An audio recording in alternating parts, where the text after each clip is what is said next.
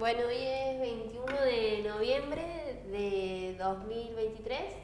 Nos encontramos en el Archivo Provincial de la Memoria con David Andematen, a quien agradecemos su tiempo, su predisposición y sus ganas para este encuentro. Y esta entrevista que vamos a hacer va a ser realizada con fines pedagógicos, históricos, de investigación, y va a formar parte de nuestro acervo de archivo de historia oral. Antes que nada, pedirte, David, si nos podés contar quién sos. Bueno, comienzo entonces desde el principio. Yo nací en Carué, provincia de Buenos Aires. Mi papá era pastor y vivía allá hasta año y medio. ¿En qué año naciste? En 1953. Ajá. El mes que viene cumplo 70. Y nunca más volví a esa ciudad. O sea, vinimos a Córdoba cuando yo tenía 1 año y medio y nunca más volví. O sea, prácticamente soy de Córdoba. Y mis primeros años, hasta los 13 años, fue en ese cuadro religioso. No sé si han visto ahora que hay una escuela que se llama Haroldo Andematen. Bueno, es mi papá y es una escuela religiosa. Ajá. ¿Pastor de qué? Evangélico. Evangélico. Sí. A los 13 me voy a Belleville, interno a un colegio, a estudiar agricultura y ganadería. No sé si conocen una escuela muy grande que hay, una escuela pública. Ajá. Y estoy ahí 6 años. Bien. ¿Tenías hermanos? Tres. Tengo 3 hermanos más chicos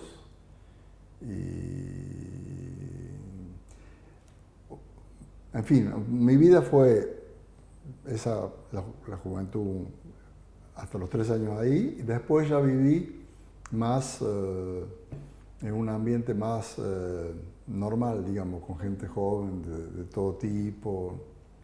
Algunos eran religiosos, otros no, pero no era, digamos, algo tan cerrado como cuando yo era niño. Ajá. ¿Recordás? Y sí, mi papá tenía una militancia, mi mamá también, eran de la iglesia todos los días, estamos,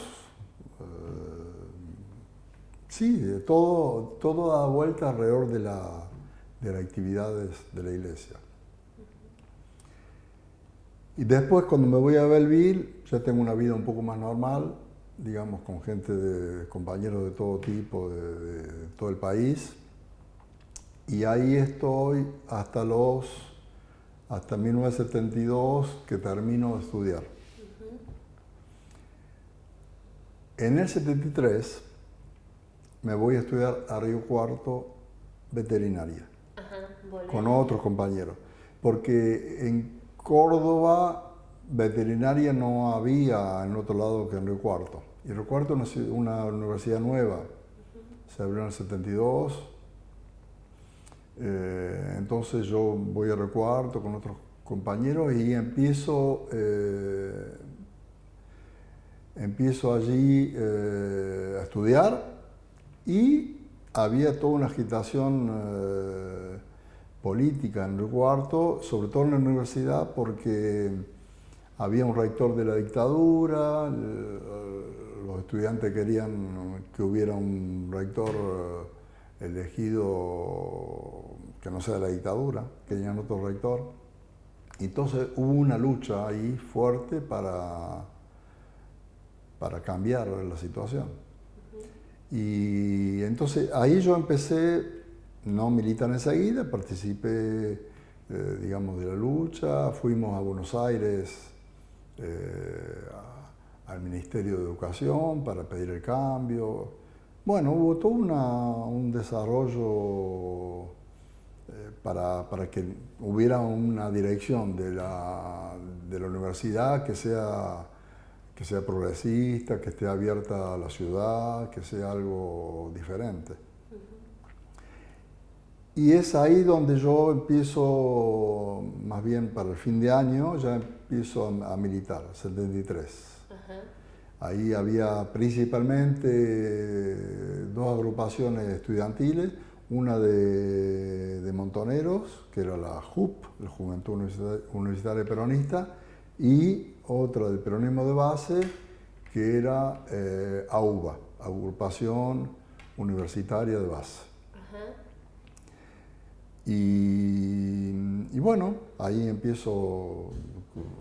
El grupo del peronismo de base era un grupo más pequeño, pero bueno, las ideas me gustaron más, entonces me junté con ellos. Pero bueno, en la universidad los objetivos eran lo mismo, o sea, con la JUP. Lo interesante es que una universidad con 3.000 estudiantes, estuvimos sacando la cuenta, ha habido más de 100 militantes. Por 3.000 estudiantes es bastante importante. O sea, ese periodo fue muy álgido, se movía mucho, la gente se interesaba mucho en la política. Bueno, hubo las elecciones el 11 de marzo, después se eligió a Perón, bueno, fue todo muy movido, como en general en Argentina, todo va muy rápido, todo. Y cuando quieras preguntarme algo en particular, Sí. me lo decís. Te quería preguntar si esta agrupación Peronismo de Base solo tenía una militancia universitaria o si también había un planteo territorial. ¿Cómo? Sí.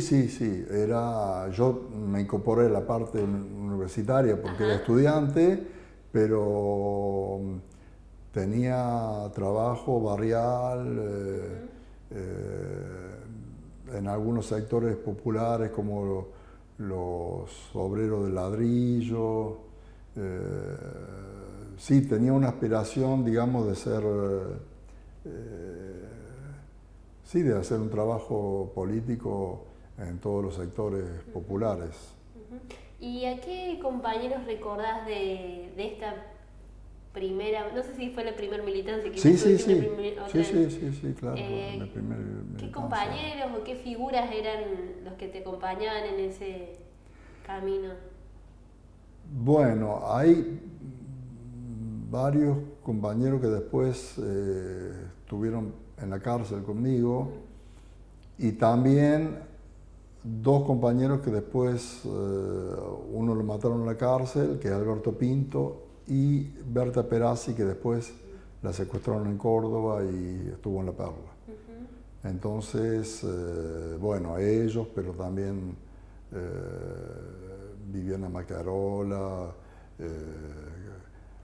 Gutiérrez, el Pelado Montivero, en fin, éramos por ahí 15 o 20. Ajá. ¿Y se reunían en la universidad? ¿Cómo No, era la nos veníamos dinámica? en alguna casa o lugar que ellos encontraban en la ciudad. Lo de la universidad era una actividad, no era la principal actividad del peronismo de base. No era un frente de lucha el más importante. Por la cantidad de militantes reducido, no éramos una agrupación muy grande, y el interés principal era más bien el trabajo en los barrios y en digamos, en los lugares de trabajo. En los barrios es interesante porque dos compañeras, que son Berta Perazzi y Viviana Macarola, fueron a trabajar en los barrios para alfabetizar. Que lo hacían bajo el cuadro de un programa que adhería a la universidad y todo, pero al mismo tiempo ellas militaban en el peronismo de base. Y lo que es interesante es que eso se fue desarrollando al mismo tiempo que se degradaba la situación política, porque ya En el 74 ya empezó una degradación fuerte de la situación política. En Córdoba, digamos, hubo un pequeño golpe de Estado con la Cabane, un golpe de Estado provincial. Y eso tuvo repercusiones evidentemente en Río Cuarto. La derecha peronista ponía bombas, el rector tuvo que renunciar, fue toda una... la universidad era de todo modo el epicentro de donde se manifestaban más las contradicciones a nivel de una política progresista y de una política, digamos, bien de derecha que quería... había una violencia muy fuerte, digamos. Empezaban las detenciones, había profesores que han sido detenidos. Hubo una degradación muy fuerte. Yo voy un poquito rápido, pero si querés me detengo, pero por favor, es justo para explicar la situación, y eso se fue agravando cada vez más. A tal punto que en el año 75 la dirección del peronismo de base se tuvo que ir de Río Cuarto porque la estaban persiguiendo. Se fueron los tres. Bien. Y al mismo tiempo eso desorganizó todo, o sea que quedó el grupo bastante endeble, porque eran los compañeros que llevaban adelante todo, que organizaban. Y se fueron juntos, al mismo tiempo, se fueron rápido, se fueron. Y al poco tiempo fueron a amenazar la Berta Perazzi al barrio donde ella alfabetizaba, que era un barrio muy humilde de Río Cuarto. Y bueno, entonces Berta se tiene que ir de Río Cuarto. Yo la acompaño hasta su casa. Ella vive, la familia vive en Moldes. Y en el campo. Así que yo la acompaño, me quedo unos días y después ya me vuelvo al Río Cuarto y ella se va a Córdoba. ¿Y ustedes se conocen en Río Cuarto. En la universidad? En la universidad, sí, militando juntos en la misma agrupación, en el mismo movimiento. Entonces, ya septiembre, octubre del 75, ya me habían allanado el departamento donde vivíamos con otros compañeros, había mucha tensión, claro, en Río Cuarto. En Río Cuarto.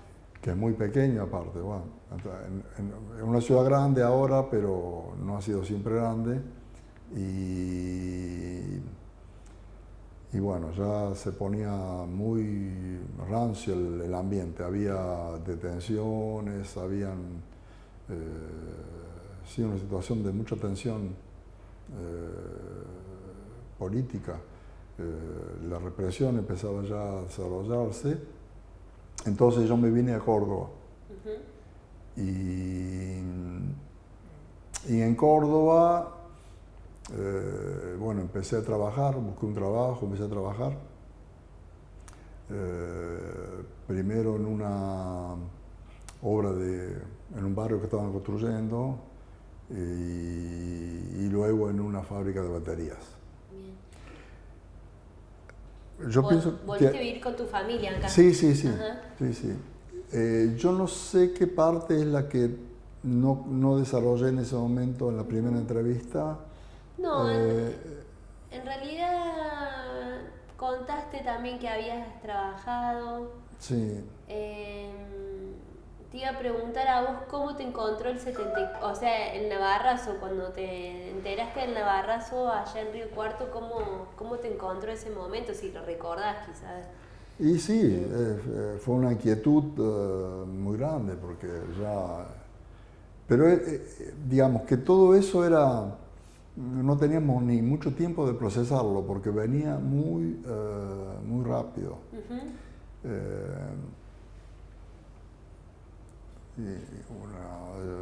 veíamos que la derecha avanzaba y que la represión se instalaba y claro, había una inquietud. El hecho de que yo me vuelva a Córdoba hace parte de esa inquietud. Claro. Porque pensando un poco que bueno, en Córdoba no me conocían, bueno, que iba a poder estar en Córdoba sin problema. Y acá seguís, mientras estás trabajando, ¿seguís teniendo contacto con algunos compañeros que habías armado allá en Río Cuarto, por ejemplo, con Berta o con...? Claro, acá en Río Cuarto, cuando yo llego a Córdoba, por ahí septiembre, octubre de 1975, sí, me encuentro de vuelta con Berta, me encuentro de vuelta con otros compañeros que se habían escapado de Río Cuarto, que estaban en Córdoba.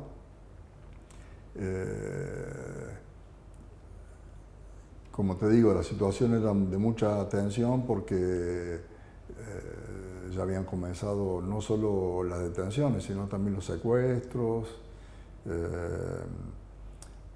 Yo, por ejemplo, uno de los compañeros que conocí en Córdoba en esa época era Sergio Comba, que también estaba también con Berta. Berta empezó a militar en el PRT, ahí cuando llegó a Córdoba, rápidamente. Entonces ahí fue que conoció a Sergio Comba. Y bueno, yo también lo conocí. Bueno, fue una situación de mucha tensión. Había permanentemente compañeros que eran detenidos. Entre otros, Sergio Comba en diciembre del 75, disculpa. Y bueno, seguíamos... Yo trataba de colaborar, ayudar lo que podía, pero no me decidía a una militancia. El peronismo de base estaba, digamos, desarticulado en Río Cuarto y en Córdoba era complicado, era difícil, porque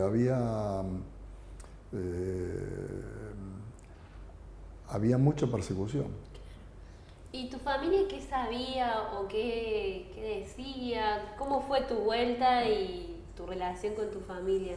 Y es complicado porque mi familia siempre ha sido muy religiosa, muy religiosa. Y entonces yo, bueno, volví, trabajé y todo porque había que también ayudar a mi familia económicamente. Pero, digamos, no había sintonía porque ellos estaban en una línea de la casa y la iglesia, bueno, era eso. Han conocido mis amigos, han conocido a Berta, que venía a casa, o yo iba a la casa de Berta, en fin, los han conocido, pero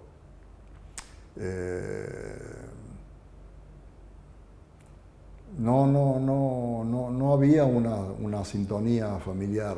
Ellos no estaban en política, en nada, no se integraban, tenían una visión solo de la religión, es muy militante, ¿no? No es como esas familias que son religiosas, pero nada más. Aparte, acá estaba muy presente la religión, en todo el día. Yo no, pero ellos todo el día. Claro, así que... Vos en otro lugar estabas. Claro, pero digamos que con mi familia no había, digamos, sintonía en ese aspecto. Claro. Era otra mirada. Claro, ellos no veían esta mirada que tenían quizás ustedes de la derecha No, avanzando. para nada. Había otro... Para nada. Ellos no tenían mirada política de nada. No. Y claro, le costaba admitir que yo había salido del grupo religioso.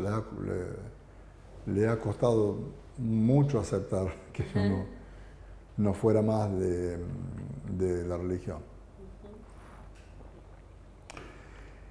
Si vos querés, lo que caracteriza mi recuerdo de esa época era lo rápido que todo iba, la degradación de la situación hasta que llegó el golpe. Eso fue muy fuerte, pero al mismo tiempo es como que no había tampoco demasiado tiempo de sentarse a reflexionar. Era muy...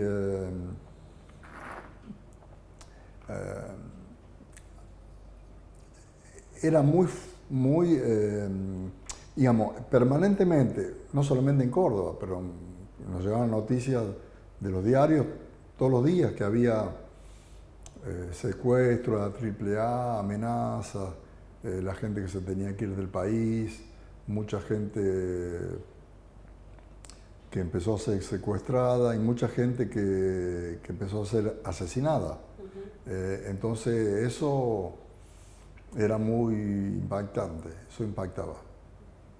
Al mismo tiempo, la idea mía era seguir militando.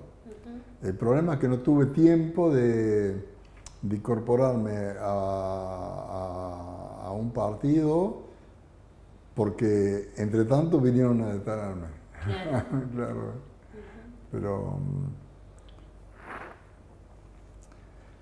así es, digamos. ¿Pensás que te hubieras incorporado a alguna hoy? Sí, yo en el momento había decidido que quería incorporarme al PRT, pero no lo pude hacer porque era una caída tras de otra.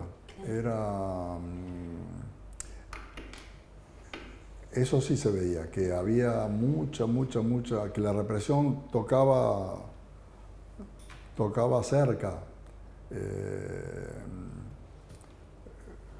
Cuando lo secuestraron a Sergio Comba, a mí me tocó, porque digo, pucha, lo conocía, él conocía también, habían venido a mi casa. Bueno, y otros compañeros que también fueron secuestrados, en fin, era complicado.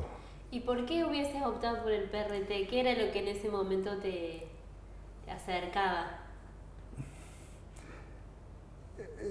Digamos que yo veía que estaba la lucha muy fuerte y el peronismo de base no tenía estructura, yo no conocía más nadie en Córdoba, estaba como desestructurado.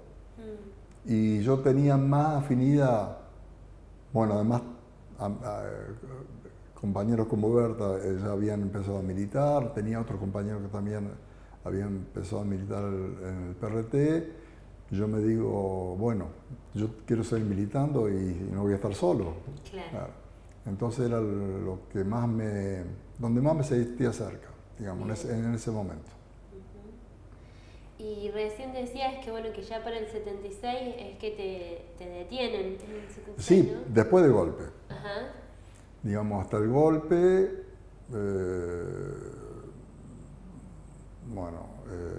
yo sigo trabajando, encontrándome con Berta, con otros compañeros, y llega el golpe y la situación se pone cada vez más difícil. Lo que pasa es que en esa época, todavía, hasta el golpe, en todo caso yo no conocía la existencia de la Ribera ni de la Perla, por más que funcionaba. No se transmitía, yo no lo sabía.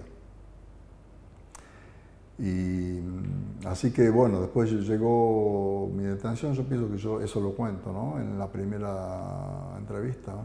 No sé qué será. Cuando me detienen. Sí. Claro. ¿Puedes contar dónde fue? Ah, sí, sí, sí, sí, sí. Primero, a mí me tienen un 27 de mayo, pero 10 días antes habían venido a mi casa eh, a allanar mi casa a las 3 de la mañana. Como no encontraron nada, no sé si por eso no hacía falta, pero bueno, no me llevaron, me dejaron ahí. Y bueno, opté por quedarme. Y 10 días después fueron a buscarme a la fábrica donde trabajaba, que era en barrio General Paz.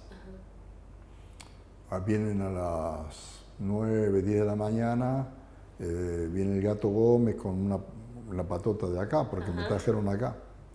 Yo eso me di cuenta, el viaje fue rápido, por más que yo estaba encapuchado, logré ver que era la Plaza San Martín, me di cuenta. Bueno, no me acuerdo qué conté en esa época, pero bueno, llegué, enseguida me empezaron a torturar, querían que yo les dijera nombres, pero me di cuenta que no, ellos no sabían nada de mí. Querían que yo les dijera cosas, pero ellos no sabían nada de mí. Así que finalmente me dejaron ahí tirado, creo que en el tranvía. Y fue ahí que vino alguien de ellos a preguntarme si yo era David Andelmatten.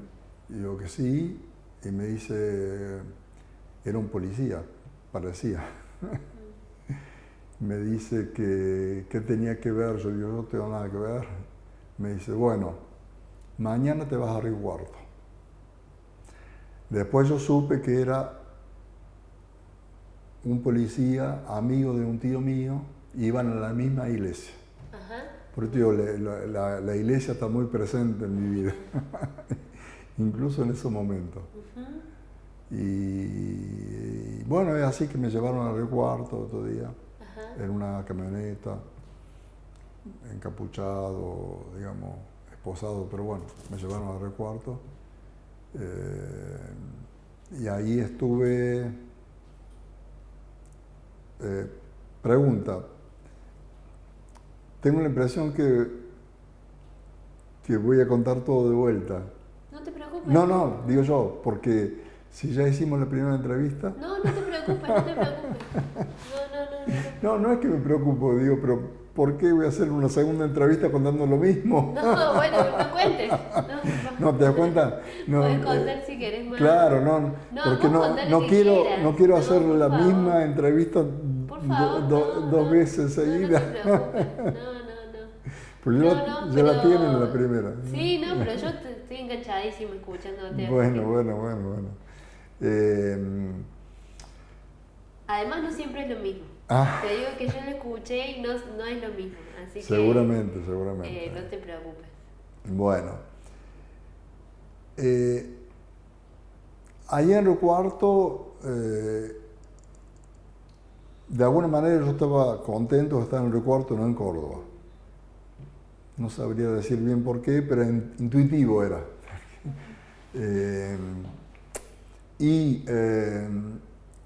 Yo estuve en una celda 72 días solo. Me sacaban a la noche al principio para torturarme, amenazarme y todo. Pero como te decía recién, era para hacerme preguntas, pero ellos no tenían a alguien que les había dicho cosas mías. Evidentemente alguien les ha hablado de mí. La militancia que teníamos en Río Cuarto era pública, no era, digamos, clandestina. O sea que ellos sabían que yo había militado en el peronismo de base, pero ahí quedó la cosa. Yo evidentemente traté de no decirles que de Berta, ni de Sergio Comba, ni de mis relaciones con los compañeros del PRT, porque intuitivamente yo pensaba que eso podía costarme la vida. Aunque también podía costarte la vida cualquier cosa, ¿no? Pero eso lo supe después. Y Bueno, yo recuerdo que en esos 72 días de que estuve en esa celda, yo la verdad que tenía buen ánimo. Yo hacía actividades todo el día, solo, jugaba al ajedrez contra mí mismo, me fabriqué un juego de ajedrez que yo jugaba contra mí mismo, que es bastante imposible, porque yo sabía lo que el otro había pensado. No podía, pero bueno. Yo había pensado. Claro, intenté, pero bueno, no lograba. Pero bueno, hacía ejercicio físico, Ajá. me había hecho una pelota con medias. Tenía una tía que me traía la vianda todos los días en un termo azul y cuando me traían mandarinas, yo dejaba todos los restos adentro. Ahí le escribía mensajes a mi tía. Ajá. Ahora me lo hizo recordar una prima que vi. Ajá. Sí. Porque estamos incomunicados, Claro. evidentemente. ¿Y En recordás comunicación. que le escribías? Sí, que estaba bien, les decía, y alguna vez les he dicho que vayan a ver al pastor de la iglesia de Río Cuarto Ajá. para buscar algún tipo de apoyo. Bien. Eso me lo hizo recordar ella, una prima que vi en Río Cuarto el año pasado. Mira. Bueno, después había otros compañeros que iban siendo detenidos, que yo escuchaba, que cantaban, en fin, había una forma de comunicación, aunque no podíamos hablar. ¿Este lugar donde estuviste detenido en el cuarto era la jefatura? La comisaría, la jefatura de la policía sería la de 2 de Río Cuarto. Bien.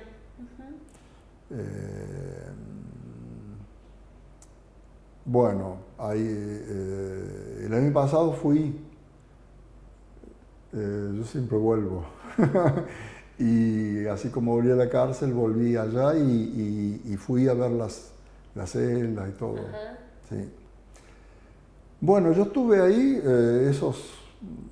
bueno, fue largo porque estar solo, pero bueno, yo mantenía, digamos, pienso un buen ánimo. Y el 6 de agosto nos llevan a mí y a otros compañeros a la cárcel. Éramos 4. Y en la cárcel, claro, estaban incomunicados, pero bueno, éramos muchos, había como 30 o 40 compañeros, así que era más llevadero el hecho de estar juntos y no estar solos.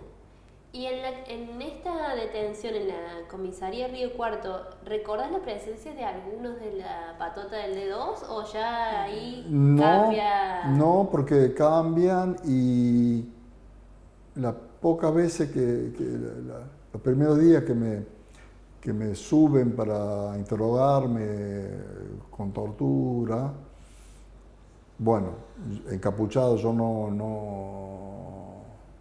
pude identificar a nadie. Bueno, y ahí empiezo mi circuito carcelario.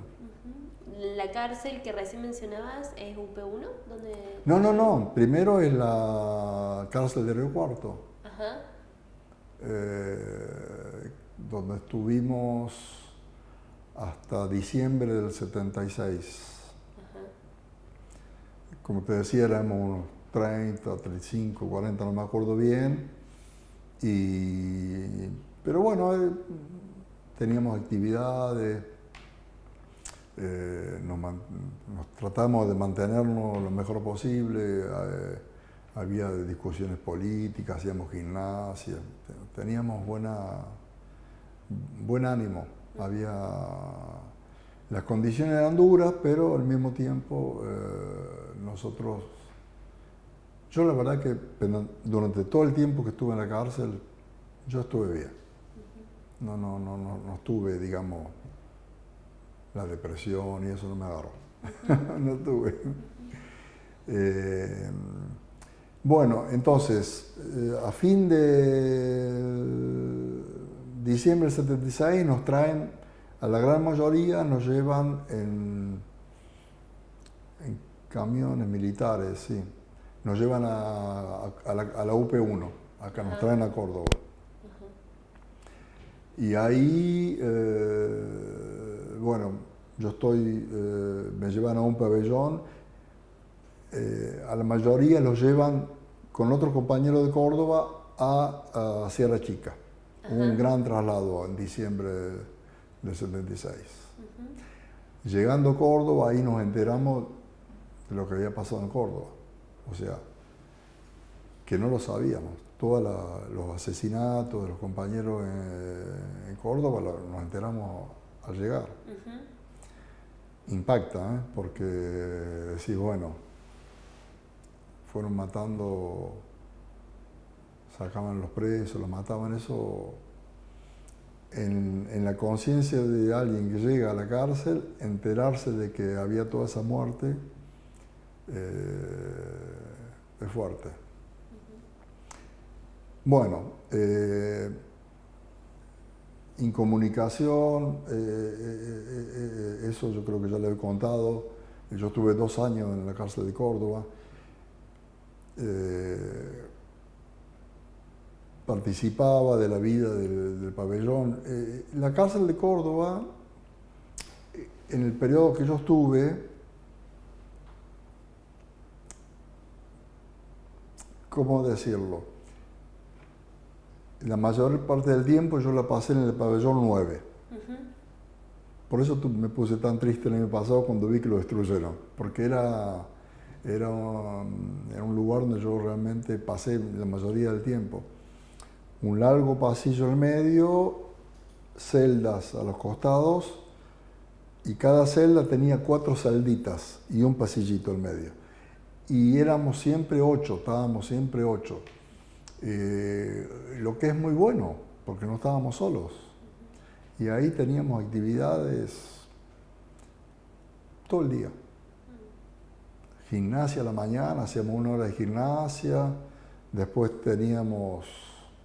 hacíamos juegos, ajedrez, dominó, todo fabricado con jabones, todo fabricado a mano, estaba todo prohibido, no teníamos nada. Hasta la ventana estaba cerrada con chapas, pero lo abríamos. O sea, hemos desarrollado una cantidad de formas para resistir a ese régimen que, claro, estábamos las 24 horas al día juntos, digamos, por ahí no te voy a desarrollar toda esa etapa, que son 2 años, es bastante largo. Pero por ahí te voy a contar una parte que yo por ahí no le he desarrollado mucho, que es que en el año 78, el 30 de junio, me sacan de la cárcel. Y a la mañana me llaman, me sacan y me suben, me encapuchan, me ponen las esposas y me suben un camión. Ahí tuve el miedo de mi vida, porque digo, acá me sacan para matarme. Y en realidad me traen a la de 2, pero después supe que era Mariano Moreno.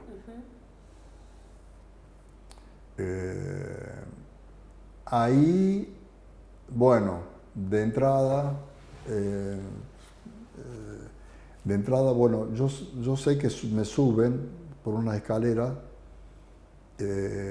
y ahí de vuelta la tortura, el Gato Gómez con otros torturadores que no sé quiénes son,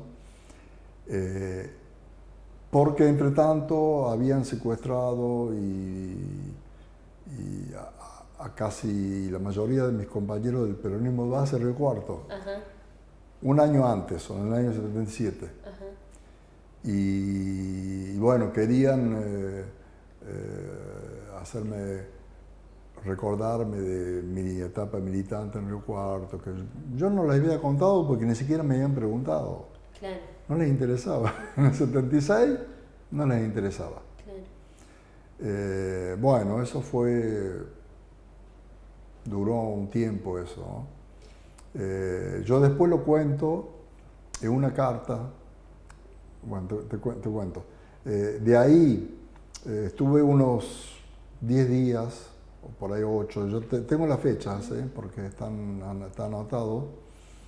Ahí es cuando yo, estando solo, me aburría. Entonces había una especie de archivo, un cajón donde había documentos, y ahí fue que yo encontré un papel donde había una declaración de Sergio Comba, que había sido detenido en el año 74 y que él había dicho que, porque lo habían encontrado vendiendo periódicos del ERP, y él había dicho que le habían dado plata, en fin, había dicho algo, y después lo habían liberado. Y me gustó. ¿Cómo te diste cuenta que era Mariano Moreno? Eso después lo supe. Ajá. En ese momento no me di cuenta. Después lo supe porque la fecha y todo, ¿no? Bien. En todo caso, eso lo supe después. Bien. ¿Y recordás que, es decir, que no te entran por la esquina, sino por la puerta que está sobre Mariano Moreno, y ahí suben una escalera? Que suben una escalera, sí, pero que por qué puerta entramos yo no te lo puedo decir. No lo sé. ¿Te das cuenta? Yo sí me acuerdo de la escalera. Bien. ¿Y este lugar donde vos estabas, donde estaba el archivo, estaba arriba o Arriba, abajo? arriba. Ahí me dejaron todo el tiempo ahí. Ajá. Esperamos que me recupere un poco y después me llevaron a... Creo que era una dependencia de la aeronáutica donde nos hacían un consejo de guerra. Ajá. Y ahí, bueno, fue una pantomima, hicieron con defensores, jueces y todo, un consejo de guerra. Claro. Donde, bueno, fue una especie de, no sé, un juego, no sé qué querían hacer con eso, no tenía ningún sentido. Y después nos llevaron a la cárcel. Bien. Y si vos querés, por ahí tuve más, ¿no? Pero esas fueron dos emociones muy fuertes. Cuando salí de la cárcel para llevarme allí, que yo pensaba que me sacaban para matar, por suerte no. Y cuando volví del Consejo de Guerra, que me traen el pabellón 9 de vuelta, y ahí todos los compañeros me reciben, claro, me reciben, yo vuelvo como a mi casa. Claro. Era una maravilla, todos me saludaban, me decían, contento vuelvo. Digamos, tengo una sensación fuerte de estar feliz de volver ahí. Me volvieron a traer la celda con los compañeros y todo. Bueno, fue... Y tengo dos preguntas. Una, ¿cómo recordás ese archivo? ¿Eran muebles, eran cajas? Y el papel que vos ves de Sergio Comba, ¿era una transcripción de una declaración Sí. o había más material? No, era una declaración. Yo veo varios papeles, pero claro, me detengo en ese porque lo conocía Sergio. Entonces, fue lo que retuve. Por ahí vi más cosas, pero no me acuerdo. Me acuerdo de eso porque me marcó y íntimamente yo me puse... me puse contento de leer. Bueno, no sabía bien, después supe que a Sergio lo habían matado, que en la ribera y todo, pero bueno, por el momento eso no sabía bien.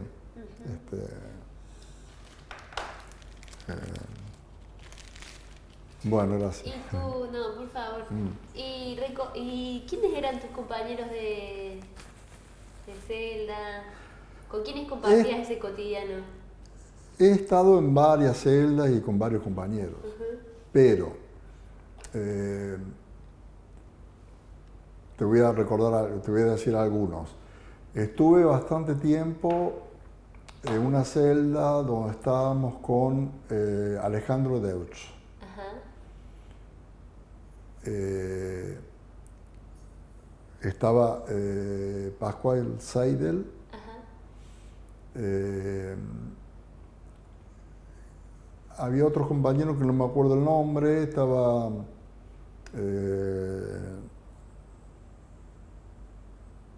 ya me va a venir el otro nombre. Coltes, Oscar Coltes, que ¿por qué es importante? Porque él era ingeniero y era muy hábil con las manos. En esa celda construimos un canuto bastante grande. En cada celdita había un banco de cemento, pero era hueco.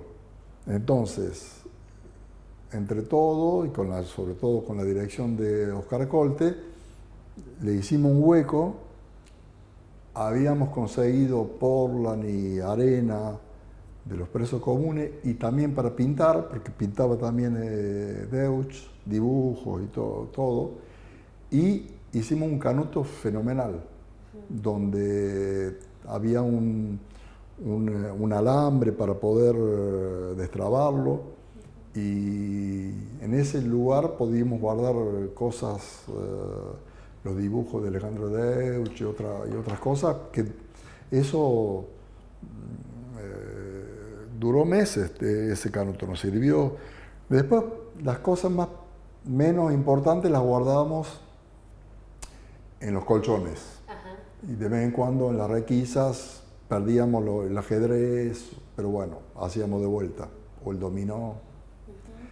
Pero todo lo que sea papel, algo para escribir, los papeles de dibujo de Alejandro Deutsch, no sé si has visto los dibujos de él. Bueno, eso él los dibujaba ahí, con nosotros. Entonces, bueno, en ese momento no nos dábamos cuenta de la importancia que podía tener eso, pero eran todas formas de resistencia. Teníamos un fondo de tabaco, aunque no está bien fumar. En aquella época nos prohibían fumar, entonces nosotros queríamos fumar.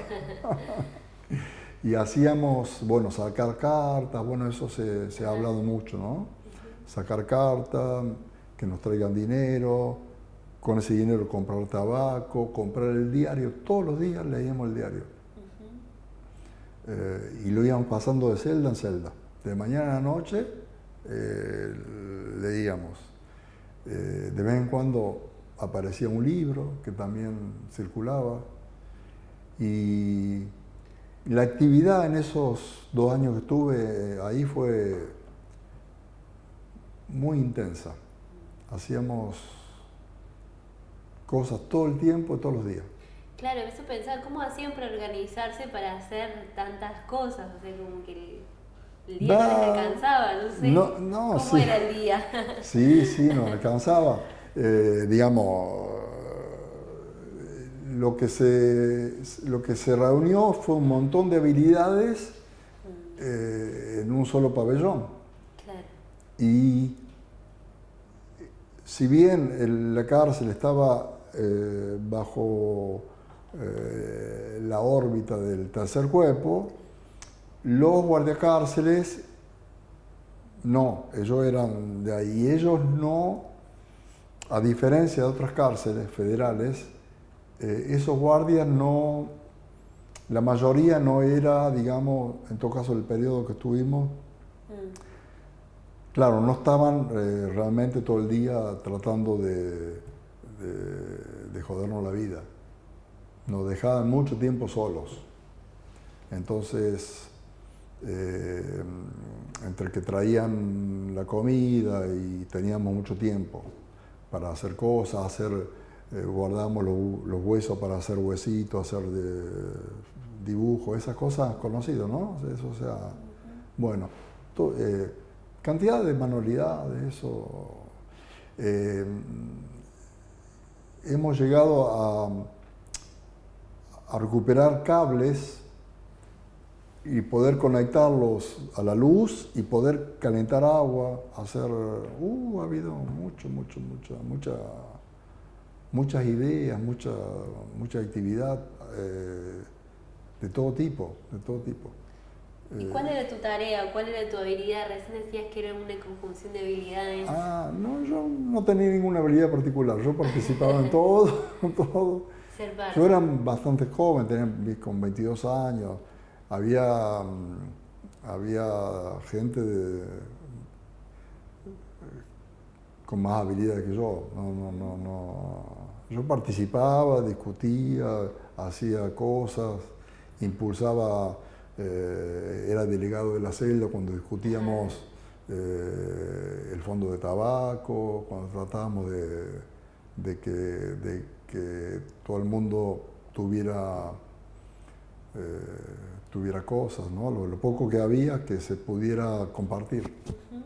¿Y cómo hacían para comunicarse con los presos comunes? Eso era como si tenés una idea de cómo eran los pabellones, había un patio en forma triangular y había 3 pabellones en cada patio. Entonces nosotros en el pabellón 9 estábamos en el interior, pero al mismo tiempo al patio daba a 2 pabellones en esta forma. Y hablábamos con la mano, con el signo de la mano con los presos. Uh-huh. Y después, a la noche, se hacía la paloma. Uh-huh. No, yo no era de los más, digamos, no tenía ninguna habilidad particular. Yo participaba del conjunto. Había algunos más habilidosos que otros, pero eso era muy... digamos, muy comunitario, muy comunitario. No había, la represión había caído muy fuerte cuando todo el mundo tenía la conciencia de que de ahí habían sacado 30 presos para matar. Entonces, todo el mundo trataba de protegerse, nadie explicaba cuál era su militancia política. No había, digamos, abiertamente, como en el pasado, una organización de presos, de Montonero, del PRT o de otros grupos políticos. Ahí éramos todos iguales, había que protegerse. O sea, si había compañeros que militaban, lo hacían de manera clandestina, no había, todo era clandestino. Aún hay. Uh-huh. Como te decía, yo cuando me trajeron de Mariano Moreno, a los pocos días yo escribí una carta a mi mamá. Y están en el libro que escribió Fernando Reati. La carta que yo escribí está ahí. Uh-huh. Yo les contaba todo, cómo fue. Digamos que esa carta es más fiel que mi memoria. ¿Les contabas de que te habían sacado de la cárcel? Sí, les conté que me habían torturado, que me habían llevado a hacer el consejo de guerra. Les conté todo, porque estaba bien, le decía. Uh-huh. Y estaba bien, estaba bien. No era que... Yo la verdad que estuve... En todo caso, en Córdoba, hasta que nos llevaron a La Plata, estuve bien. En La Plata, no sé si ya te paso ya a contar otras cosas. Nos trasladan el 27 de octubre del 78, hacen un gran traslado, y ahí nos llevan a La Plata. Bueno, ahí fue duro porque nos llevaron en un Hércules, pienso, y no tenía asientos, estábamos en el suelo, estábamos esposados, y ahí nos maltrataron mucho Alberto Pinto, que era epiléptico. Quizás te puedo contar eso. Alberto Pinto estuvo un momento también conmigo. Ajá. Estuvo en Córdoba 3 meses, hasta el traslado. Estuvo un poquito de junio, julio, agosto, septiembre, bueno, por ahí 4 meses. En octubre. Venía de Río Cuarto. De Río Cuarto. También del mismo lugar Sí. en el que vos habías estado detenido. Sí, y ya allá lo habían maltratado mucho, no le daban los medicamentos, era epiléptico. Los compañeros cuentan que él gritaba como un loco porque no tenía medicamentos, porque no, digamos, no, si vos querés, es una persona que no, desde el punto de vista físico, no tenía las capacidades para resistir eso. Cuando estaba con nosotros estaba mejor porque lo podíamos, viste, como era un grupo, incluso cuando tenía su ataque de epilepsia lo podíamos nosotros ayudar, contener. Siempre había un compañero que cuando él tenía sus ataques se ponía encima de él para que no se tragara la lengua, ¿viste? Había que... sí, el caso de Alberto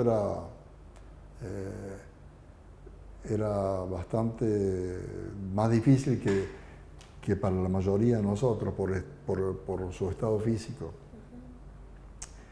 Físico y, digamos, era un intelectual brillante, pero, digamos, la enfermedad le afectaba también, digamos, en la parte psíquica, digamos, ¿no? Tenía menos posibilidades de defenderse que nosotros.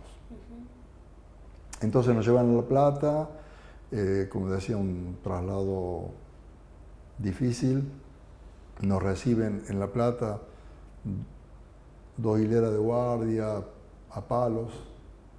Ahí le revientan la vejiga a Pipo Ortiz, no sé si lo conté eso, pero nos llevan a un pabellón. En La Plata yo diría que, aunque paradójicamente, aunque había visitas, podíamos mandar cartas, podíamos tener cantina, yo la pasé peor en La Plata que en Córdoba. ¿Por qué, David? Por el equipo, por el que estábamos, dos cosas importantes. Una es que estábamos en grupo y eso es muy bueno, estar en grupo. Y la segunda, que los guardias de Córdoba no eran guardias como los de La Plata. En La Plata la guardia estaba permanentemente provocando y buscando y humillándote, y había que hacer paso militar, no había que mirarlos, no había que...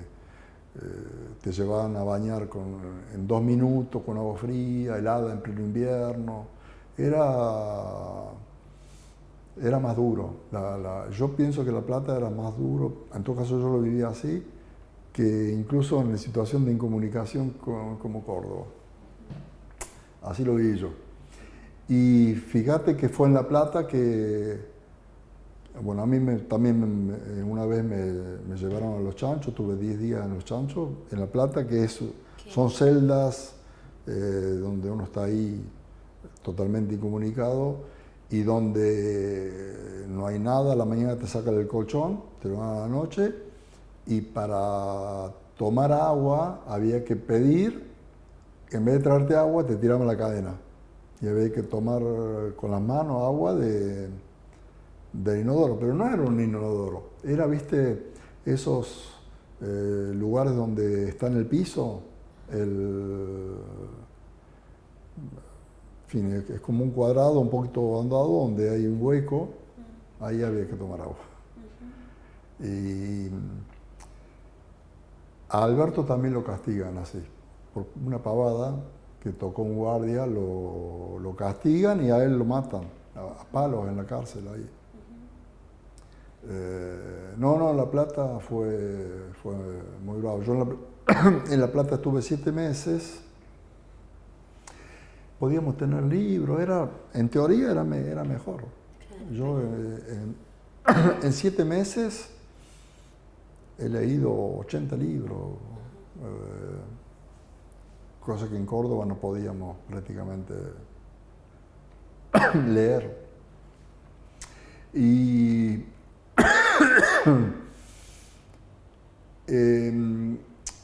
bueno, después de La Plata ya me llevaron a Caseros. Y en Caseros estuve 2 meses y Caseros también era dura. Para mí no tan duro como La Plata, pero bueno. Entonces en Caseros, 2 meses después me dan una libertad vigilada y bueno, yo vengo a Córdoba, tengo que presentarme cada 3 días a la de... No era acá, era en... Tampoco era Mariano Moreno, era Colón, ese gran edificio que hay ahora. La jefatura. Ah, ahí está. ¿La jefatura? Ahí ¿Colón y Santa Fe? Sí, ahí me tienen que presentar todos los 3 días. Bien. ¿Y quiénes te visitaban en esto que mencionás que pueden tener visitas en La Plata? ¿Te visitaba alguien? Sí, en La Plata me visitó mi mamá, una hermana o 2, un primo venía a visitarme. Sí, teníamos visitas, no me acuerdo qué día. Un día venía, podían tener una visita por semana. Si no, nos portábamos mal porque nos podían castigar sin visita.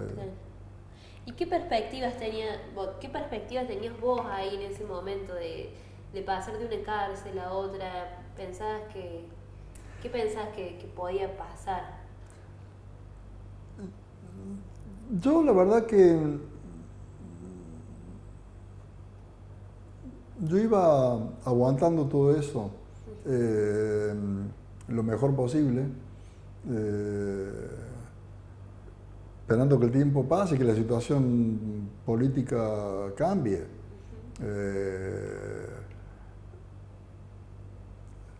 Estábamos atentos a las noticias, no teníamos demasiada, digamos, en la cárcel de Córdoba sí, veíamos que los presos circulaban de la cárcel a la Ribera, de la Ribera a la cárcel, a la Perla, a la de Dos, eso sí veíamos. Era como un circuito, eso era permanente. Eso sí, pero tampoco teníamos información de la amplitud de los desaparecidos y de cómo se pasaba en la de Dos, en la Perla, por ejemplo. No teníamos... yo muchas cosas me las enteré después. Claro. En ese momento no...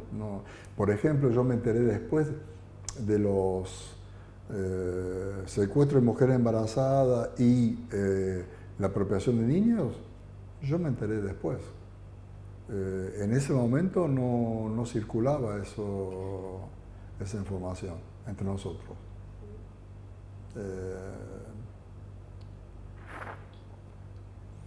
Sí, yo estaba, como te decía, yo me mantenía bien, yo estaba esperando que en algún momento la situación cambiara.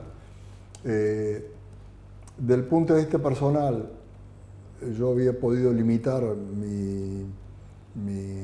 digamos, lo que ellos sabían de mí a algo, a una participación estudiantil en Río Cuarto y y bueno, esperando que el tiempo pase. También pensaba que te tocó el mundial Sí, sí. de cárcel, ¿no? Sí, sí. ¿Cómo lo recordás? Bueno, ¿Cómo lo viviste? Sí, nosotros estábamos incomunicados ahí en Córdoba y sí, se escuchó el mundial. Yo la verdad que no estaba contento que Argentina gane. Yo eso decía que era peor para nosotros. Cuando mejor le fuera a la dictadura, peor no iba a nosotros. O sea que yo no me puse contento cuando ganó Argentina. Hay otros compañeros que sí, pero digamos yo no. Yo ya tenía bien claro que eso no era bueno para nosotros. Pero como decía, teníamos una información bastante corta porque no sabíamos que existía la ESMA. Yo no, la ESMA me enteré mucho después que existía, cuando salí del país.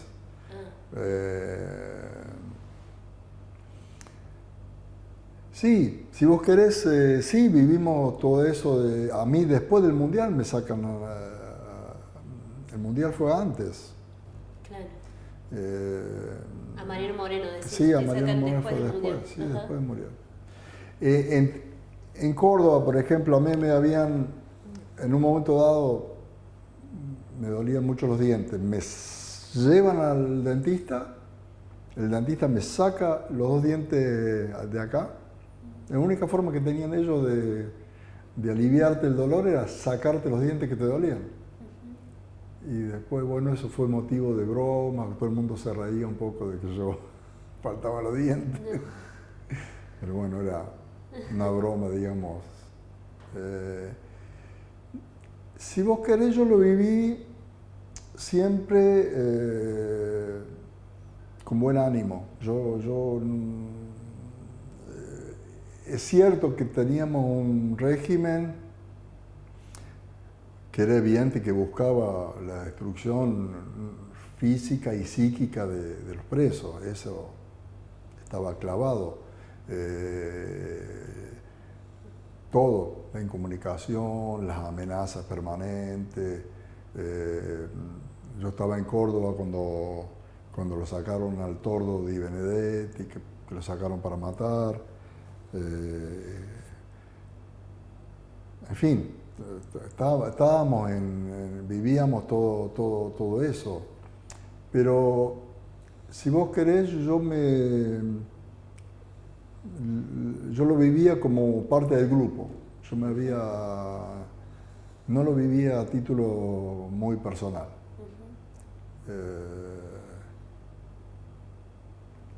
Así era como... ¿Y esta organización y resistencia que contabas en Córdoba, después se replicó en La Plata o en Caseros? Sí, como decirte, la diferencia es que antes del golpe los compañeros también estaban organizados, pero por grupos políticos. Lo que no fue, después se verificó que no fue una buena idea, porque ellos lo sabían y reprimían según las informaciones que tenían. Como yo me detienen en el 76, eso ya después se borra en el 76, entonces había toda una organización de supervivencia, de ser solidario, de ayudarse, pero clandestina y con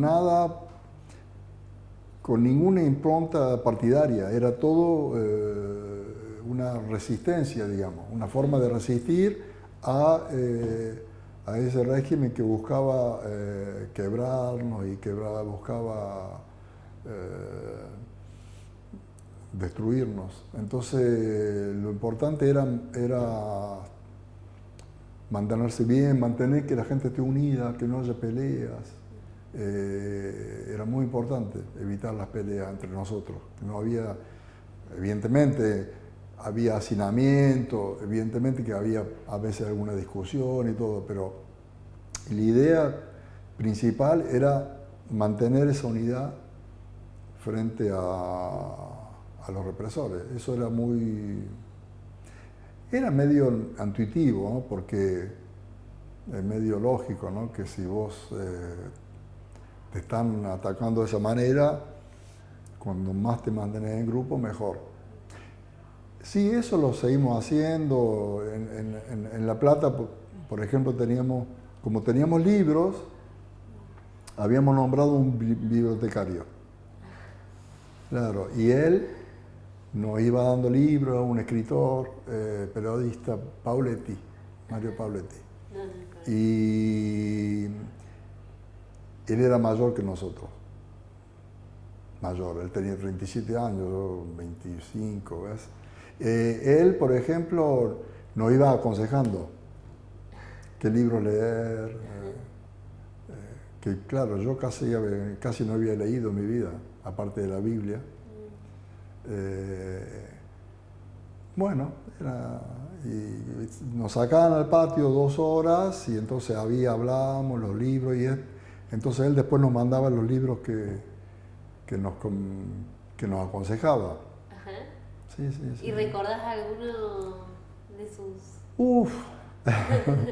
Recién dijiste Dos. el año 80. Dos.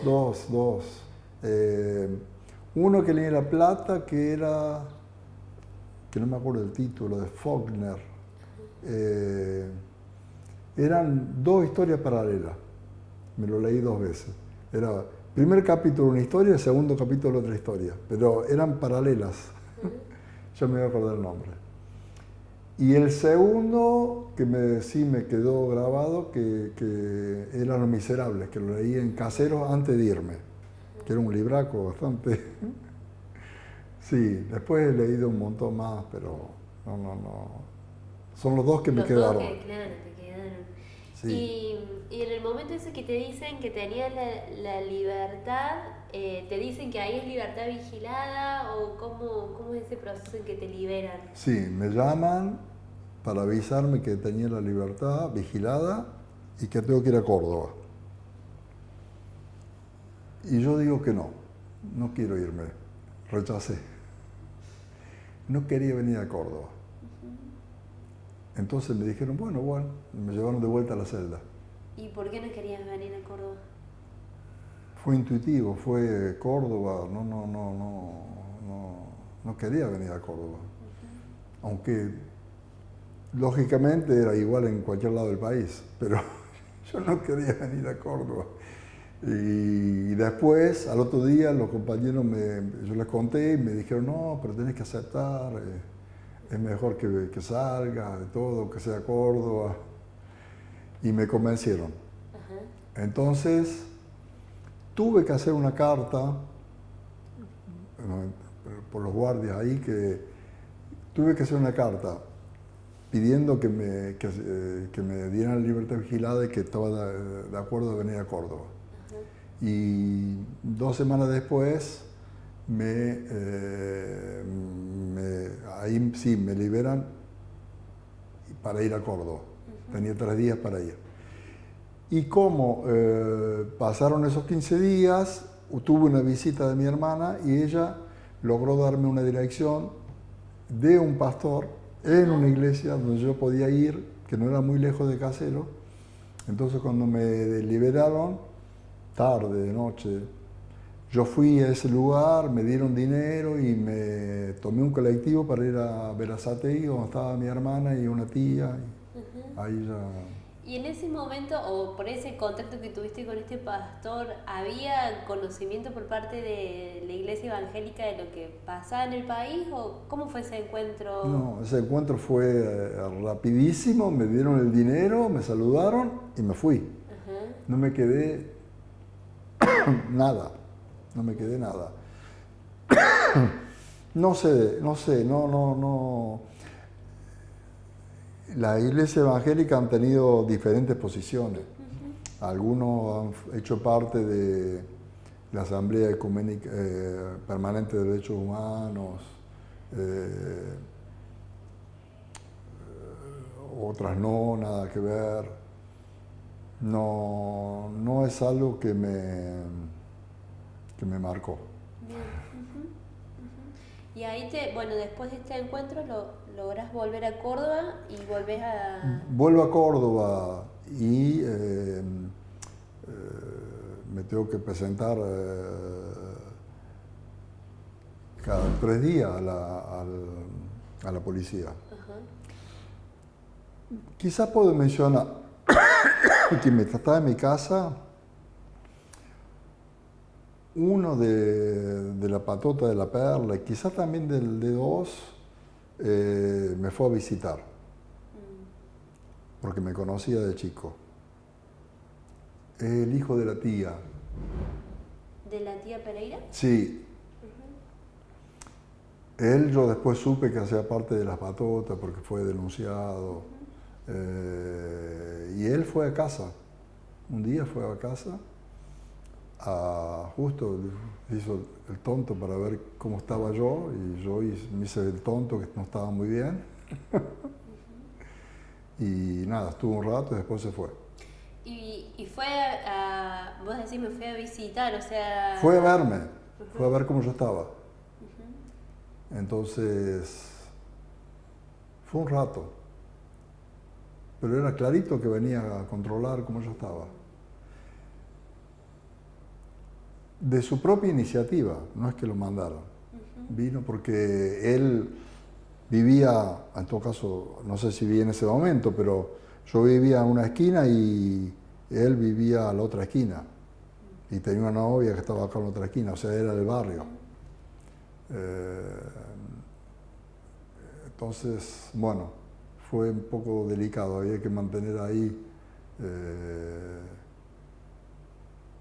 Fue una charla un poco tensa, pero al mismo tiempo yo, como estaba, no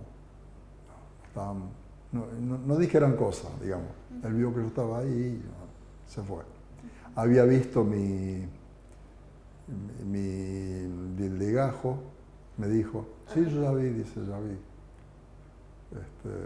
Estuvo viendo y fue a verme. Bueno.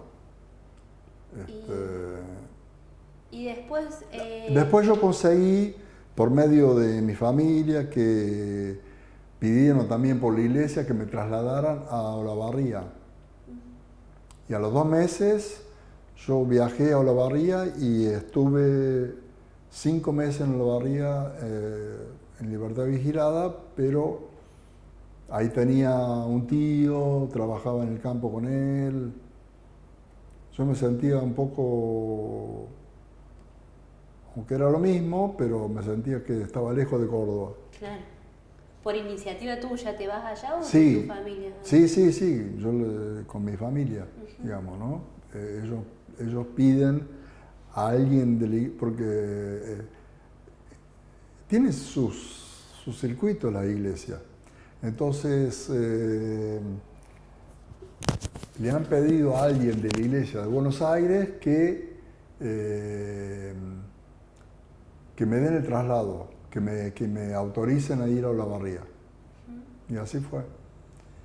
Y a los 5 meses, o sea, yo salí en 27 de junio del 79, a los 5 meses más o menos, a los 7 meses me levantan la libertad vigilada. Y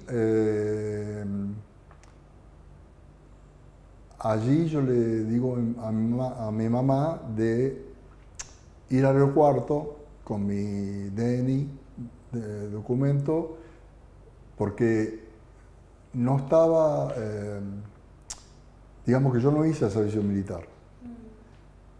Y en principio estaba exceptuado porque mi padre murió cuando yo era joven y yo estaba ahí exceptuado por sostén de madre viuda. Y cuando mamá va al cuarto, va a Holber, ahí al centro de los militares, le retienen el documento y le dicen que tengo que presentarme en 10 días.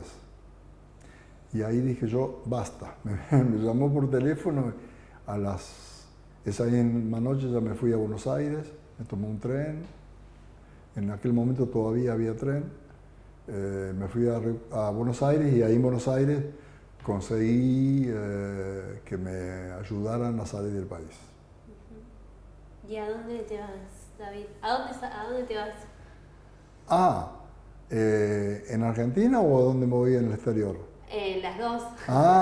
No, ahí me ayudaron. La Asamblea Permanente de Derechos Humanos, ahí me ayudó un cura que me hizo todo un circuito hasta Corrientes y Paso de los Libres, con varios curas, para que me sacaran de Argentina. Y al mismo tiempo había unos compañeros que yo encontré en Buenos Aires que habían militado, que no habían caído y que me ayudaron a estar en la casa de ellos y que me acompañaron para salir del país. Y ya fui, una vez que pasé a Brasil, en auto, en Paso de los Libres, ya me tomé un colectivo, ya fui a San Pablo y ya tenía alguna dirección en San Pablo. Y ya ahí empecé mi circuito de exilado. Y ahí, en ese momento, vos ya tenías claro a dónde te ibas a ir, o era que ibas viendo. No, eso está bastante reglamentado, digamos. Había que pedir asilo político en Naciones Unidas, el ACNUR, y ellos te pedían 3 países a los que vos querías ir. Y yo dije México, España y Suiza, porque yo tengo ascendencia suiza y tenía ya una visa como estaba en la cárcel. Y de los 3 países me salió, el primero que me salió, que me aceptó, fue Suiza. Y ahí fui. Ahí fui. ¿Y cómo fue tu exilio? El exilio, bueno, bien, yo llegué y enseguida encontré un montón de compañeros. Empecé rápidamente a militar en una agrupación, no sé si la han escuchado nombrar, que se llama COSOFAN, que es Comisión de Solidaridad con los Familiares de Detenidos, Desaparecidos y Presos. Y bien, participé todo ese tiempo hasta que me volví. En el fin del 85, principio del 86, yo volví a Argentina con mi familia, me había casado, tenía 2 hijos, y me instalé en Córdoba. Y duré un año. Al año me volví, porque no encontraba trabajo. La gente me decía en aquella época, ¿para qué volviste? Me lo decían con cariño, pero no entendían para qué había vuelto. Y al final ya preferí volverme y ya volví y ya me quedé. Ya no estaba más exiliado, digamos, ya me quedé. Recién dijiste que armaste tu familia allá, en Suiza. Sí,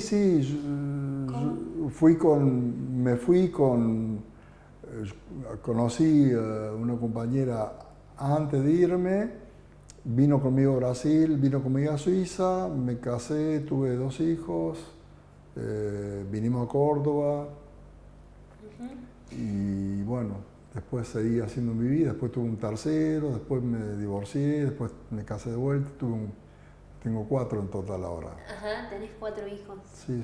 ¿Y qué saben tus hijos de tu experiencia o cómo se lo has transmitido? Sabe porque este tema viene. Yo sigo siendo muy activo, yo organizo en Ginebra para los 24 de marzo, no todos los años, pero se organizan cosas. Yo organicé estuve muy activo a partir de 2003, 2004, cuando fueron la anulación de las leyes de obediencia debida, que se pudo comenzar a armar, trabajar para que juzguen a los genocidas. Ahí fue donde yo me impliqué muy fuerte para recuperar la historia de Berta.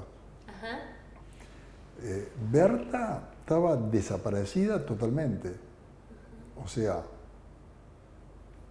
había desaparecido. Y nadie hablaba más de ella.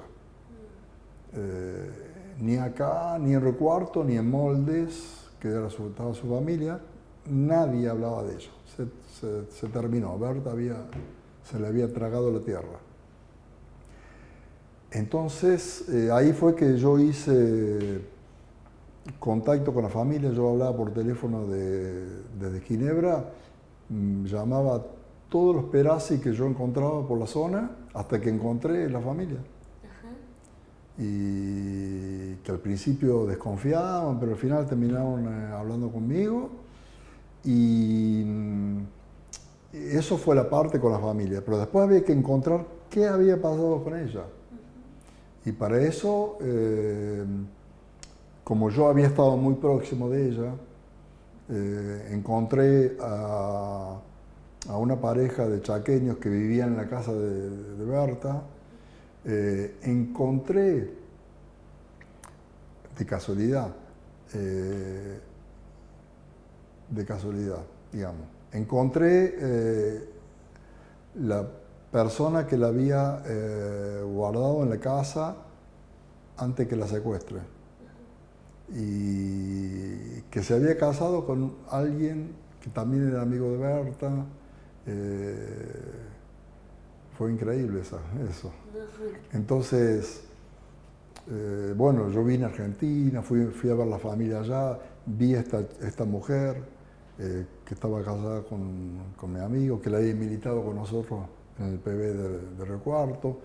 Recuperamos lo último pertenencia, que había una manta de Berta en la casa que se le dimos a la familia, y empezamos a reconstruir la historia, cómo había sido. Yo fui a hablar con todos los 3 sobrevivientes de la Perla que la habían visto, que era Graciela Geuna, Piero Di Monti y Susana Sastre. Y bueno, después vieron con la ayuda de un montón de compañeros. Después escribimos la historia. Después, en Río Cuarto, los compañeros hablaron con la municipalidad, decidieron poner una calle, el nombre de Berta Perazzi, organizamos la inauguración. Fue un movimiento bastante fuerte y ahí la sacamos a Berta del olvido.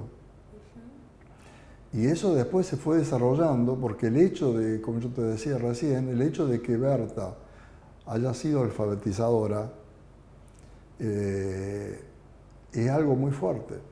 O sea, la gente de Río Cuarto la conocía por su trabajo barrial. Y la gente de la universidad hicieron un video con su vida, entrevistaron a la gente del barrio. Eso se difundió, eso fue muy, muy fuerte. Vino la familia, fue muy fuerte. Y Berta terminó siendo muy conocida en Río Cuarto, y actualmente la gente la conoce. Aparte de la calle, hay una escuela que tiene su nombre. Los maestros, los profesores de esa escuela, que son una escuela para adultos, por ejemplo, en el 2016 se vinieron en colectivo para el juicio, para la sentencia. Hacen revistas increíble. Por esto la historia de la memoria, yo veo que se ha difundido, es muy importante eso. Y es un trabajo cotidiano que hacen los organismos, los centros de memoria como ustedes, La Perla, La Ribera, en Río Cuarto también, empiezo en muchos lugares. Bueno, eso. Sí, una cosa, ¿qué estudiaba Berta? Ciencia de la educación. Ciencias de la educación. Sí. Ujú. Estudió primero en San Luis, después vino a Recuarto, ahí fue que la conocimos. Y lo que quedó de ella fue eso. Quedó su militancia barrial y su alfabetización. Ahora incluso hemos recuperado, que todavía no lo tengo, pero me lo van a mandar, era el programa con que ellos alfabetizaban. Tenían fichas, era un programa que adhería a la universidad y ellos habían hecho fichas donde tenían todo un método para enseñar la matemática, enseñar a escribir y leer. Y todo eso lo vamos, digamos, a recuperar. Son papeles de 50 años. ¿Y qué parte de la familia Berta queda? Queda el hermano y los sobrinos. Ajá. Y en Moldes han hecho un mural con la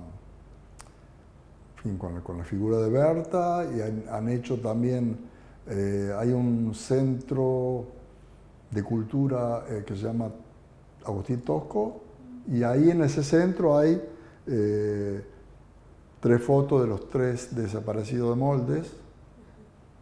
Hay un parque de la memoria, pequeñito, pero bueno, un parque de la memoria. Y bueno, eso es en Moldes. Pero en Río Cuarto todavía más. Claro. ¿No? En Río Cuarto todavía más. En fin. Sí, y ¿cómo la recordás?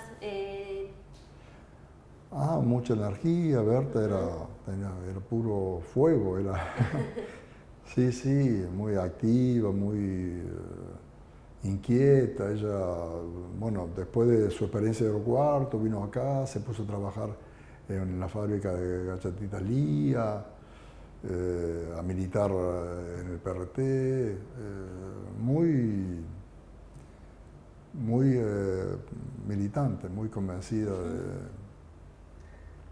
en fin, y ella la detienen el 1 de julio del 76. Bueno, ya por los compañeros que estuvieron con ella ya nos enteramos todo cómo fue, que la habrá mantenido en vida 3 semanas, después ya la sacaron con el camión y ya no volvió más. Fue a La Perla y ahí la... Sí, a las 3 semanas, más o menos, ya la sacaron. ¿Y qué pasó con la frazada que le entregaron? ¿Se la dimos a la mamá? Ajá. Sí, sí. Quedó ahí en esa casa de... Quedó con la madre, quedó en la casa de la madre, sí. Sí,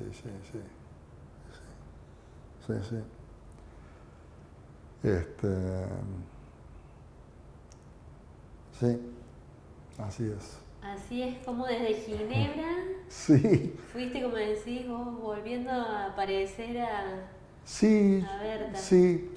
Yo, es cierto que he quedado muy...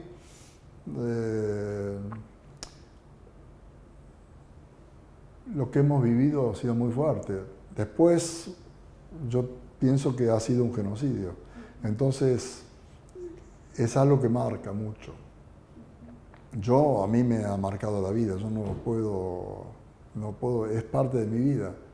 Entonces yo trato de hacer una vida normal, ahí con mi familia, con todo, pero esto está en permanencia. Me preguntaba con mi familia, no es que hablemos todo el tiempo de esto, pero está presente. Claro. Y, por ejemplo, el año pasado fue el 24 de marzo y organizamos la presentación del libro Filosofía en la Comunicación, donde vino Riati a presentarlo, mi hijo hizo empanada para todos, vinieron 100 personas, muy bien. O sea que esto está presente y yo hace parte de mi yo no puedo, digamos, yo veo que hay compañeros que están bien y que siguen militando, y hay otros que no están tan bien. Ha sido muy potente lo que se ha vivido, entonces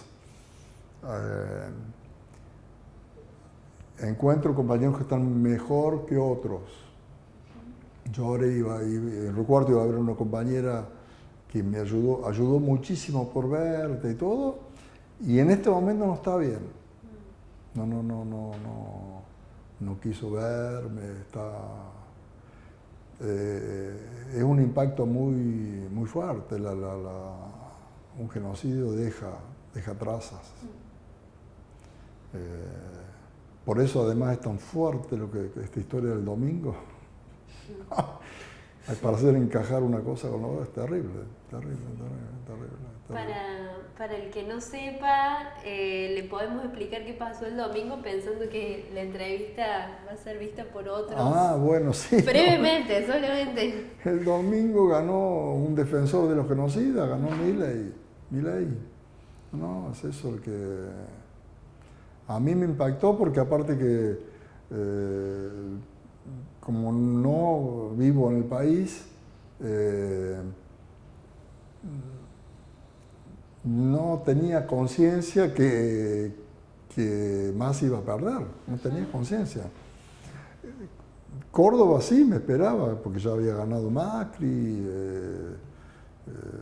pero que fuera lo que fue, me fue un choque ahí.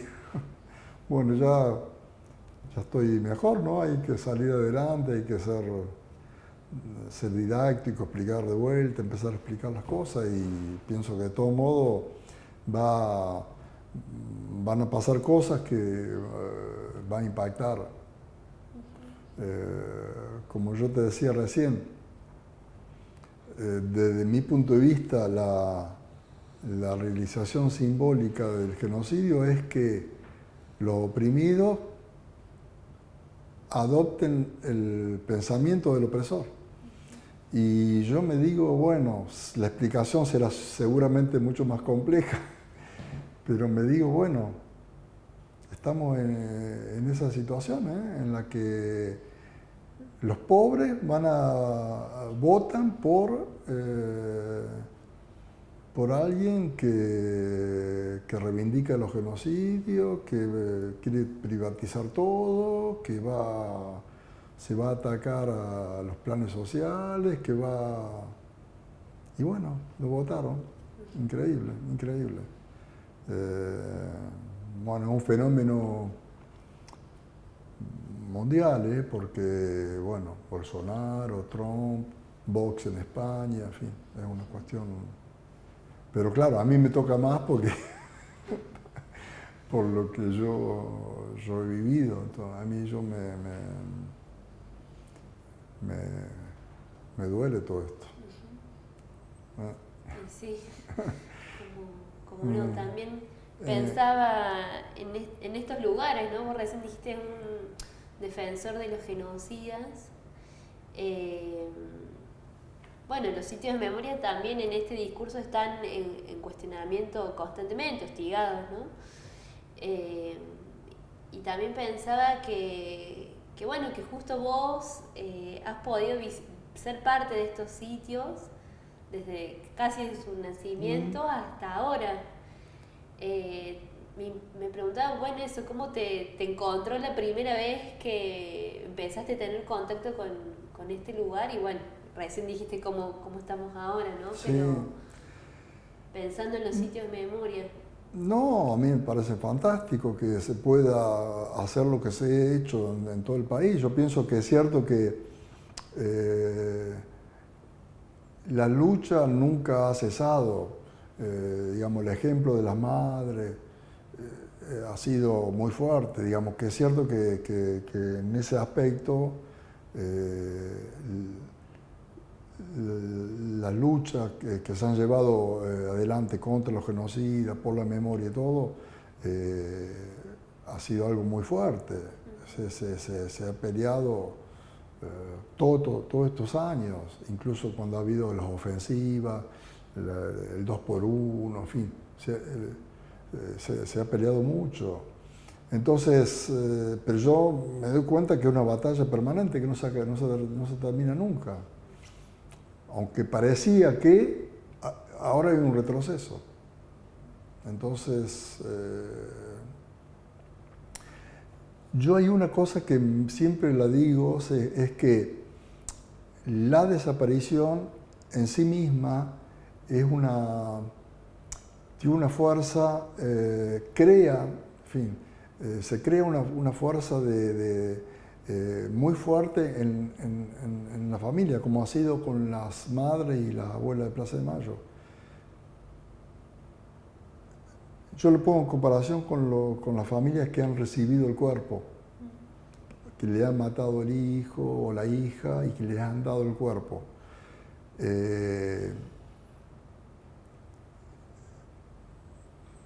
Pienso yo, en fin, así lo siento yo, que no es lo mismo que el desaparecido, porque no está. Y eso es algo que a mí me tiene muy... por ejemplo, con Berta, es algo que lógicamente yo tengo asumido que ella la han matado. Pero al mismo tiempo no tenemos el cuerpo. Y eso es una fuente de... digamos, el daño ha sido tan grande que no se puede, digamos, que está presente todo el tiempo. Entonces, bueno, en fin, hace parte de... En todo caso, hace parte de mi vida en el cotidiano. Y yo tengo que hacer esfuerzos con mi familia y todo para al mismo tiempo tengo esta parte y la otra parte tengo que estar, digamos, no puedo estar todo el tiempo con este tema. Entonces, bueno, tengo una vida normal y de todo modo mi compañera ya sabe que yo estoy en permanencia atento a todo y haciendo cosas, en fin, participando. La lucha sigue, recién dijiste la lucha sigue, es como... La lucha sigue, sí, y ahora con lo que ha pasado el domingo va a ser que pensar un montón de cosas de cómo encarar ahora la situación, porque ya hemos vivido tiempos del neoliberalismo, las privatizaciones, con Menem. Ahora tenemos una vicepresidenta que reivindica a los genocidas, que los quiere liberar y no sabemos qué es lo que va a hacer. Entonces es más fuerte. Ahora digamos, ahora están a la ofensiva. Hay una ofensiva, claro, con este apoyo que han tenido a nivel de las votaciones, crea toda una situación muy difícil. Sí. Pero bueno, ya saldremos adelante. Ya hemos salido de otras malas. Bueno, David, ¿algo más que quieras agregar?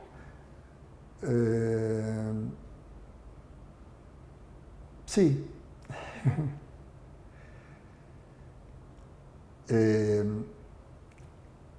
Contarte que yo, esto que te decía de Berta, no sé, yo ya te lo conté. Ya van 2 veces que yo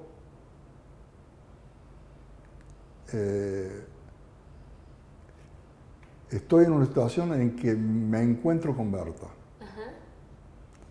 O sea, no me encuentro con ella, pero voy solo pensando, caminando y pensando, Berta la voy a encontrar ahora.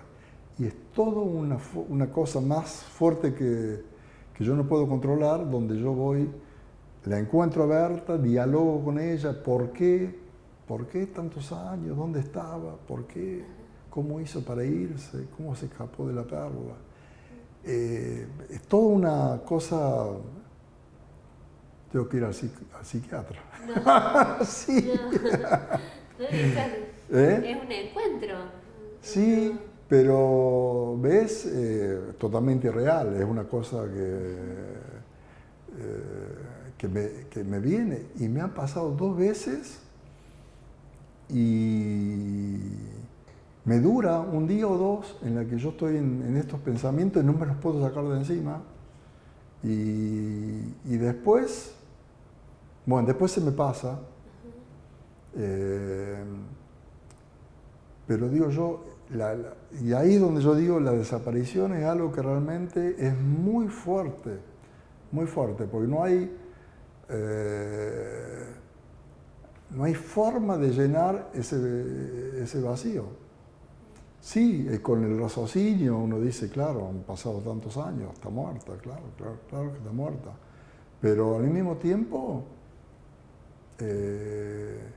no es que haya duda, pero ese no encontrar el cuerpo me permite a mí hacer ese tipo de, no sé cómo llamarlo, pero... Encuentro, le dijiste recién. Sí, pero que es totalmente mi cabeza.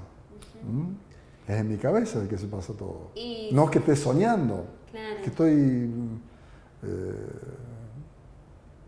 sí. ¿Y la ves a ella o Sí, la veo. se encuentran sí. en algún lugar o...? Pero yo, las 2 veces eran en 2 islas. Ajá. La última en Canarias y anterior en Menorca. Yo he estado en esas 2 islas y en esas 2 islas yo he vivido esa situación. Ajá. Sí, no te voy a contar los detalles, cómo era, pero bueno, es algo que en mi imaginario. Claro, sí. Después me animo a contarle a mi compañero, le digo, bueno, ¿cómo fue? Y no sabe qué decirme. ¿Qué es eso? ¿Qué te... No sabe qué decir. ¿Qué me va a decir? No, Pero bueno, era para decirte que todo esto me habita y está presente y es por eso que yo siempre cuando vengo a Argentina, siempre vuelvo y me llevo libros y libros y libros que voy, como te decía, se va produciendo muchas cosas, muchos escritos, vos también escriben, mucha gente ha impactado tanto, un genocidio impacta. Por eso que tenemos que redoblar para que estos jóvenes sepan lo que pasó, porque es increíble que, aunque van a la Perla y van en colectivos, van de las escuelas, o sea que escuchan, no es que no escuchen, pero bueno, ya pasa a ser otro tema. Vamos a ver qué desafío, bueno, y cómo lo pueden encauzar estos lugares de Sí, memoria, ¿no? claro. Esta transmisión. Sí. Por eso también te preguntaba, bueno, cómo se transmitía en tu familia, bueno, hay No, que pensar en estas nuevas generaciones en mi familia, en tu caso, bueno, es como más... En mi familia se transmite, yo lo que justo para decirte algo que noté, cuando fui a Moldes y vi la familia de Berta, los sobrinos y la mujer del hermano, ellos están conscientes de todo y conocen a fondo la historia de Berta, han participado de todos los homenajes que se le ha hecho. El hermano de Berta lo votó a Milei. Increíble. Es como si no hubiera, como si no se pudiera unir las cosas. Entonces el hijo me decía, no, bueno, pero mi papá, él va de la casa al campo y del campo a la casa, mira una televisión que que le dicen siempre lo mismo y ya está. Él no sale de ese marco y bueno. Entonces, claro, hay muchos factores que intervienen. También, digamos, que no haya una prensa independiente, que sea todo tan dominante, ¿no? Con el dominio, bueno, ya es toda una discusión que pasa. ¿Qué vamos a tener que dar? Claro, exactamente, exactamente.